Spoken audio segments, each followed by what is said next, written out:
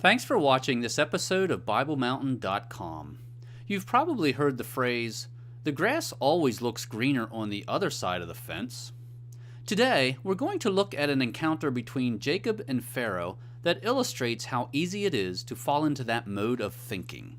Let's start with some background. When Jacob was a young man, his mother talked him into cheating his brother out of the blessing from their father. Genesis 27:41 tells us how his brother felt about that. So Esau bore a grudge against Jacob because of the blessing with which his father had blessed him. And Esau said to himself, "The days of mourning for my father are near. Then I will kill my brother Jacob." The word grudge and the word kill tell us that Esau was not very happy. Now, this was partly Jacob's fault because he went along with his mother's plan. Nevertheless, at a young age, Jacob found himself fearing for his life. Jacob fled to his mother's homeland to escape his brother. While there, he contracted to marry a young lady named Rachel, who he loved very much. But his father-in-law reneged on the agreement and gave him Leah on his wedding day instead of Rachel. This is what Jacob had to say the next morning. So it came about in the morning that, behold, it was Leah. And he said to Laban, "What is this you have done to me? Was it not for Rachel that I served with you? Why then have you deceived me?" The word deceived tells us how Jacob felt about this. Jacob ended up marrying both Leah and Rachel. Unfortunately, Rachel was not able to bear children, while Leah bore several children. This led to conflict. Now, when Rachel saw that she bore Jacob no children, she became jealous of her sister, and she said to Jacob, "Give me children, or else I die." The word jealous indicates that there was rivalry and conflict between the sisters. Jacob lived with his father-in-law for 20 years, but eventually that relationship went sour, as indicated by Genesis 31 verses 1 and 2.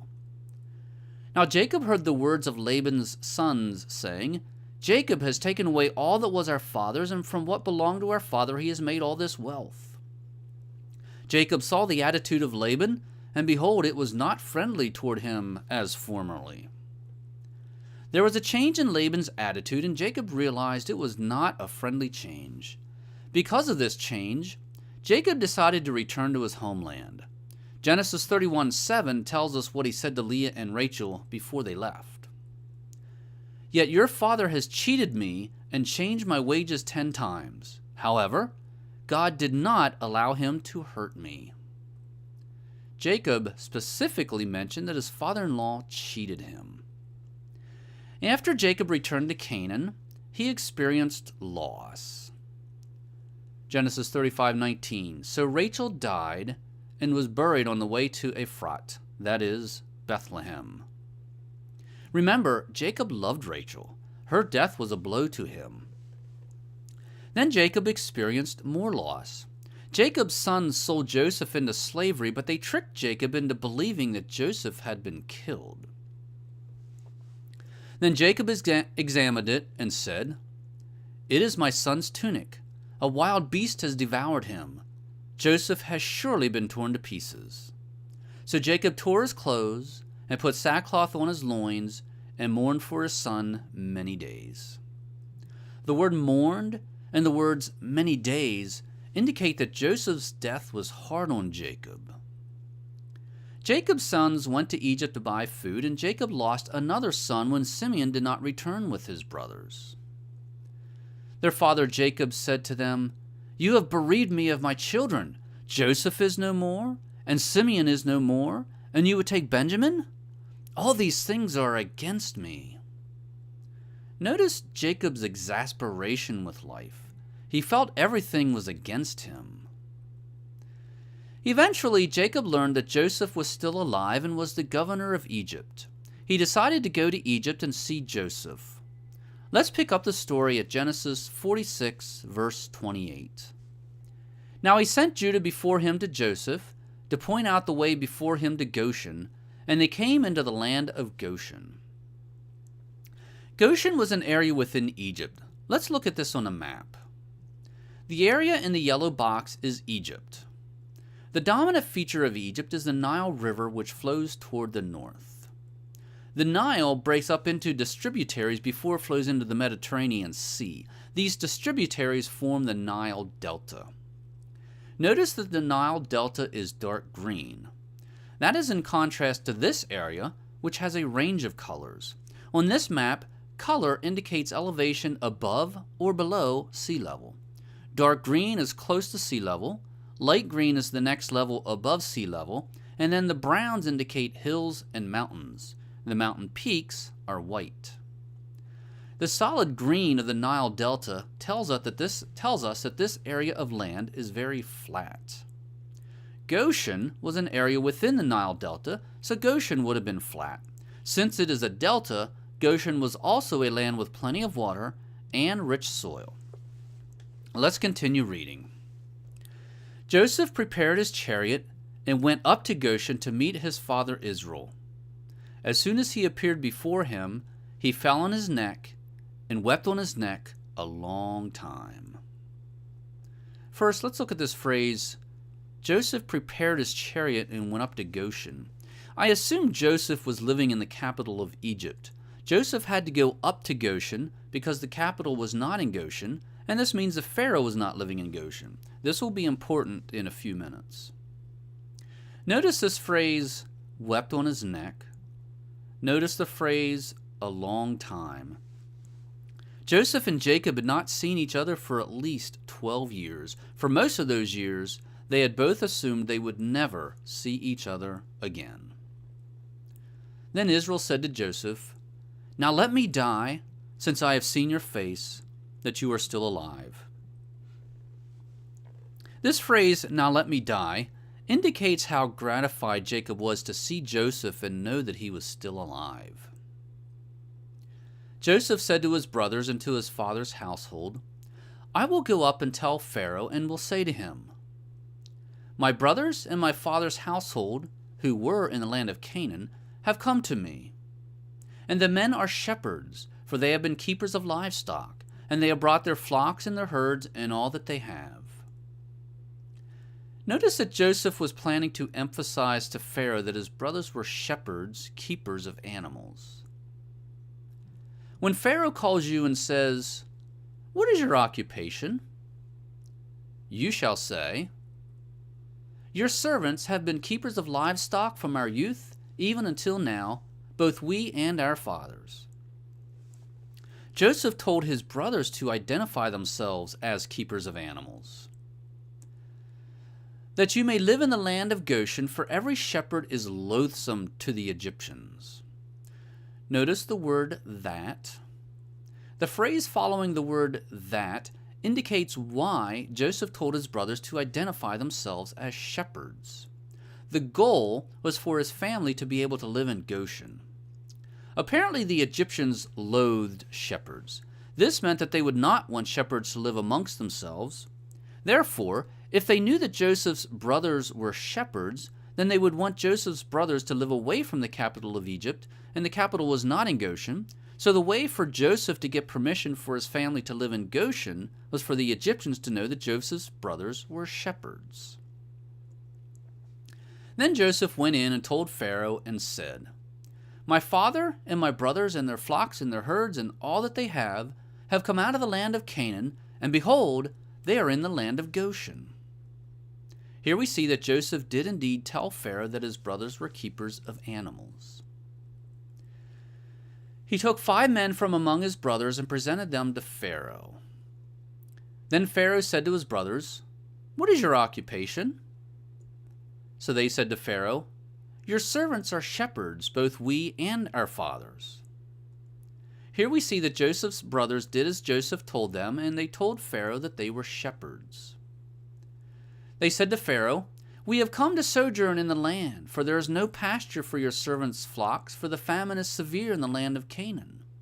Now, therefore, please let your servants live in the land of Goshen."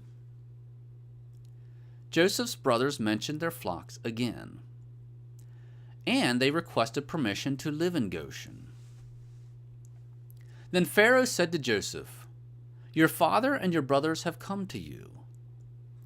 The land of Egypt is at your disposal. Settle your father and your brothers in the best of the land. Let them live in the land of Goshen. And if you know any capable men among them, then put them in charge of my livestock. Here we see that Pharaoh gave Joseph's brothers the best land. And we see that Pharaoh did indeed let them live in Goshen. Then Joseph brought his father Jacob and presented him to Pharaoh. And Jacob blessed Pharaoh. Here we read that Joseph brought his father to Pharaoh. This is the meeting where we learn how Jacob felt about his life. Pharaoh said to Jacob, "How many years have you lived?" So Jacob said to Pharaoh, "The years of my sojourning are 130. Few and unpleasant have been the years of my life, nor have they attained the years that my fathers lived during the days of their sojourning." First, notice that Jacob was 130 years old. Next, notice Jacob's assessment of his life. He described his life as unpleasant. We will return to this shortly. Notice the negative word nor. Jacob told Pharaoh that his life was short compared to the lives of his father and grandfathers. And Jacob blessed Pharaoh and went out from his presence. So Joseph settled his father and his brothers and gave them a possession in the land of Egypt, in the best of the land, in the land of Ramses, as Pharaoh had ordered. Joseph provided his father and his brothers and all his father's household with food, according to their little ones. Now this is the end of the story. Let's go back and think some more about Jacob's assessment of his life. Jacob described his life as unpleasant. In other words, as he took a broad look at his life, he had a negative view of it. Furthermore, as he compared his life to the life of his fathers, he felt his life was less than their lives because it was shorter. I understand why Jacob felt this way about his life. Earlier, we reviewed his life, and he certainly had his share of hurt and disappointment. However, he also had his share of favoritism. Consider the following statement that God made to Jacob's mother before Jacob was born. The Lord said to her, "Two nations are in your womb, and two peoples will be separated from your body. And one people shall be stronger than the other, and the older shall serve the younger." Before Jacob was born, God told his mother that Esau would serve Jacob. Now consider the following promise that God made to Jacob himself. "And behold, the Lord stood above it and said, I am the Lord, the God of your father Abraham and the God of Isaac. The land on which you lie, I will give it to you and to your descendants. Your descendants will also be like the dust of the earth, and you will spread out to the west and to the east and to the north and to the south. And in you and in your descendants shall all the families of the earth be blessed." God promised to give Jacob some land and descendants too numerous to count. God also promised that all the earth would be blessed by Jacob's descendants. These were some very significant promises with long-term benefits. So while Jacob certainly had his share of problems, he also had his share of blessings as well as many things to be thankful for. When Jacob assessed his life as unpleasant and less than the lives of his fathers, to a certain extent he had become so overwhelmed with all the bad experiences of his life that he lost sight of the fact that some very good things had happened to him also. In other words, he fell into the trap of thinking that the grass is greener on the other side of the fence. What about us? Do we lose perspective on life? Do we fall into the trap of thinking that everyone else has it better than us? Yes, life can be difficult. But just as Jacob had many things to be thankful for, so too each of us, if we look around, will notice that we each have our own unique advantages in life, and we each have many things to be thankful for.